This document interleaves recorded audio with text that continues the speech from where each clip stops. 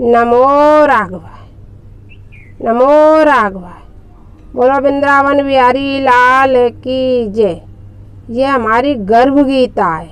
देखो, गर्भ गीता और श्री कृष्ण अर्जुन संवाद। यह गर्भ गीता है, श्री कृष्ण और अर्जुन का संवाद है। इसे सुनने के बाद प्राणी कहते हैं कि फिर इस जगत में नहीं आता है। इसका बहुत ज़्यादा महत्व है और इसे यदि हमारी गर्भवती स्त्रियां सुन लें तो बहुत ही ज़्यादा अच्छा है। न सुन पाएँ तो भाई उनका माने नहीं। वैसे गर्भ में इस गीता को जरूर सुनना चाहिए और हमें और आपको तो इसको सुनना ही सुनना चाहिए। बोलो वृंदावन बिहारी लाल की जय। भगवान श्री कृष्ण का वचन है कि जो प्राणी इस गर्भ गीता का पाठ करता है सो पुरुष फिर गर्भवास में नहीं आता। गर्भवास यानी गर्भ में फिर से वह नहीं जाता है। अर्जुन वाचा, हे कृष्ण, यह प्राणी जो गर्भ विषय आता है सो कौन सा दोष करके आता है? जब यह कौन पूछ रहा है? अर्जुन कि यह प्राणी गर्भ विषय में क्यों आता है? जब यह जन्मता है तब इसको जरादि के रोग लगते हैं, फिर मृत्यु होती है। हे प्रभु जी, यह प्राणी कौन सा कर्म है जिसके करने से प्राणी जन्म मरण से रहित होवे? श्री भगवान वाचा, हे अर्जुन, यह जो मनुष्य है सो अंधा है वह मूर्ख है, जो संसार के प्रति प्रीत करता हुआ पदार्थ मैंने पाया है और पाऊंगा, ऐसी चिंता इस प्राणी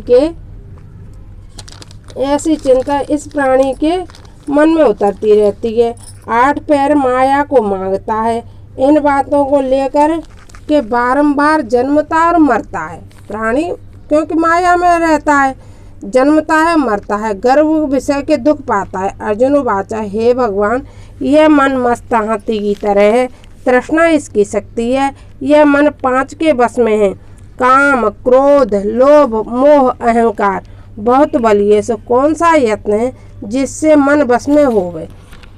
मन में बस में होवे। श्री भगवान वाचा, फिर भगवान कहने लगे, यह मन हाथी की तरह है, तृष्णा इसकी शक्ति है, मन 5 के बस में है, अहंकार इसमें श्रेष्ठ है। हे अर्जुन, जिसे हाथी अंकुश के बस में होता है वैसे ही मन रूपी हाथी को बस में करने को ज्ञान रूपी अंकुश है।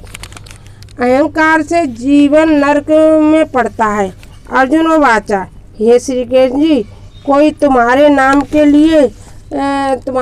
के लिए वन खंडरों में फिरते हैं और एक बैरागी हुए एक धर्म करते हैं। इस विषय में कैसे जाने कि जो वैष्णव है वे कौन है?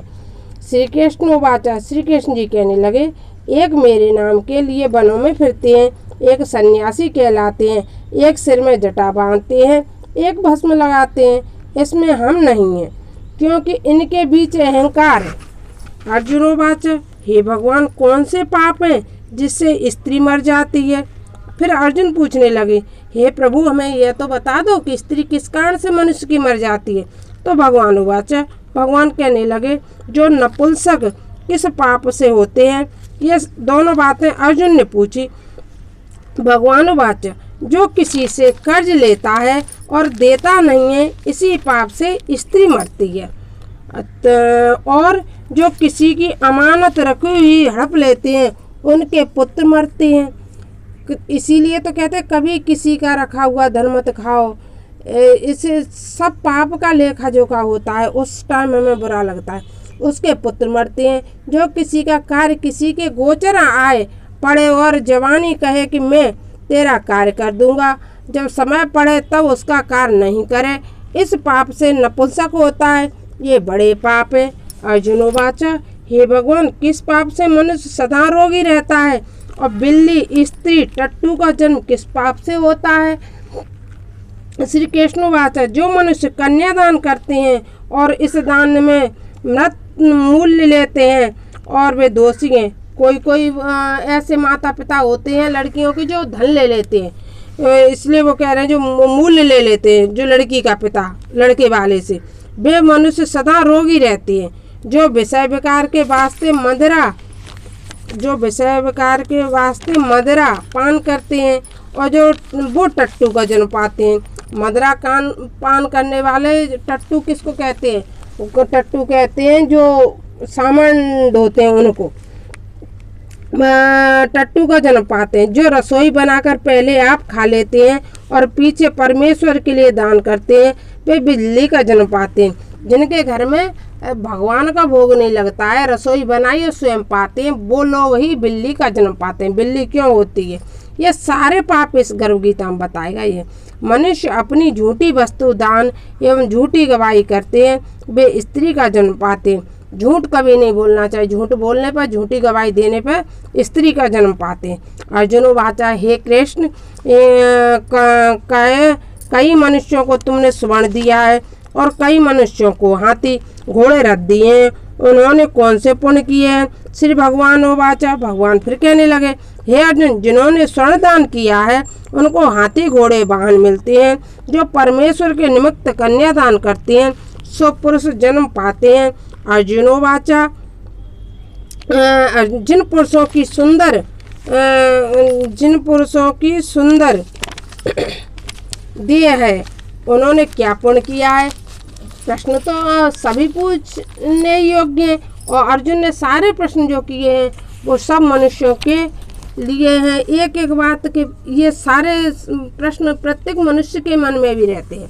देह है, उन्होंने क्या पुण्य किया है? जो सुंदर लोग हैं वो कौन सा पुण्य किया है? किसी के घर संपत्ति है, कोई विद्वान है, उन्होंने कौन सा पुण्य किया है? श्री कृष्ण वाचा, हे अर्जुन, जिन्होंने अन्नदान किया है उनका स्वरूप सुंदर है। जिन्होंने विद्या दान किया है वे विद्वान होते हैं।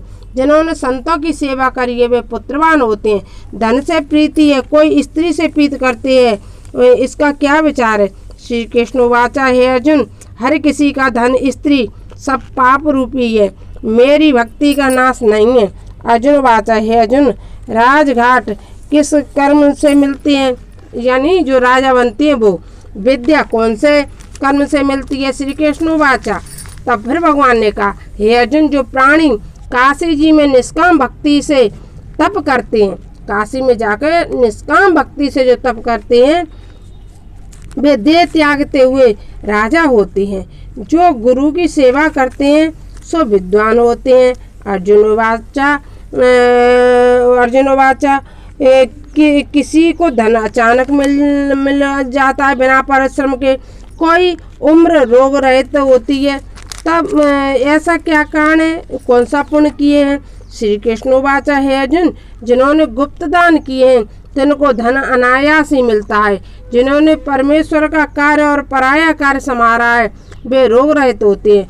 अर्जुन वाचा, हे अर्जुन, कौन पाप से अमली होते हैं? फिर प्रश्न कर दिया, कौन पाप से अमली होते हैं और कौन पाप से गूंगा और कुष्ठी होते हैं? श्री कृष्ण वाचा, जो अपने गुरु की स्त्री से गमन करते हैं सो अमली होते हैं। जो गुरु की विद्या पढ़कर मुकर जाते हैं सो गूंगे होते हैं। इन्होंने कहा, क्या गुरु जी ने पढ़ाया? ऐसे लोग ही तो गूंगे होते हैं। गुरु जी की कभी ऐसे नहीं कहना चाहिए कि हमारे गुरु जी ने हमें कुछ नहीं पढ़ाया, वे कुष्ठी होते हैं। अर्जुन वाचा, अर्जुन ने फिर कहा, हे प्रभु, हे कृष्ण जी, किसी की देह में रक्त का विकार होता है और कोई दरिद्री होते हैं, किसी को खंडवायु होती है, कोई अंधे होते हैं, सो कौन से पाप से होते हैं? श्री कृष्ण वाचा, जो क्रोधवान रहते हैं उनको रक्त विकार होता है, जो कुशील होते हैं वे दरिद्री होते हैं, जो कुकर्मी ब्राह्मण को दान देते हैं उनको खंडवायु होती है, जो प्राणी स्त्री को नंगी देखता है और गुरु की स्त्री से कुदस्ती करता है, जिसके गो व ब्राह्मण को लात मारी है सो लंगड़ा और पंगल होता है, जो स्त्री पति को छोड़कर पराये पुरुषों का साथ करती है सो विधवा होती है। ये बहुत जानने सोच लो कि जो स्त्रियां अपने पति की नहीं होती उन्हें अगले जन्म में विधवा होना पड़ेगा, इसलिए पतिव्रत धर्म का हमेशा पालन करना चाहिए। जो स्त्री अपने पति की नहीं होती हैं वो विधवा होती हैं। अर्जुन वाचा, हे भगवान, तुम परम ब्रह्म हो और तुम्हारा मेरा नमस्कार है। मैं तुमको पहले संबंधी जानता था, अब मैं परमेश्वर मानता हूँ। हे परम ब्रह्म, गुरु दीक्षा क्या होती है, कृपा कर कहो। श्री भगवान वाचा, हे अर्जुन, तुम धन्य हो, फिर तुम्हारी माता भी धन्य है जिसके तुम जैसे पुत्र हुए, जिसने गुरु दीक्षा पूछी है। हे अर्जुन, सारे संसार में गुरु जगन्नाथ है, विद्या का गुरु काशी है, विद्या का गुरु काशी है, चार वर्णों का गुरु ब्राह्मण है, सन्यासी है। चारों वर्णों का गुरु ब्राह्मण है, सन्यासी है। उनको कहते हैं जिससे सबको त्याग करके मेरे लिए न लगाया है, सो ब्राह्मण जगत गुरु है। हे अर्जुन, यह बात ध्यान देकर सुनने की है। गुरु कैसा हो? जिससे सब इंद्रियां जीती हों, ऐसे इंद्रिय जीती जिसको सब संसार ईश्वर रूप नजर आता हो। गुरु ऐसा होना चाहिए। नमो राघवाय। अब हम दूसरे वो बनाएंगे पाठ, उसमें भी यहीं से कथा हम शुरू करेंगे। आप दो पाठ सुन करके कथा सुनना। नमो राघवाय, नमो राघवाय। जय जय श्री।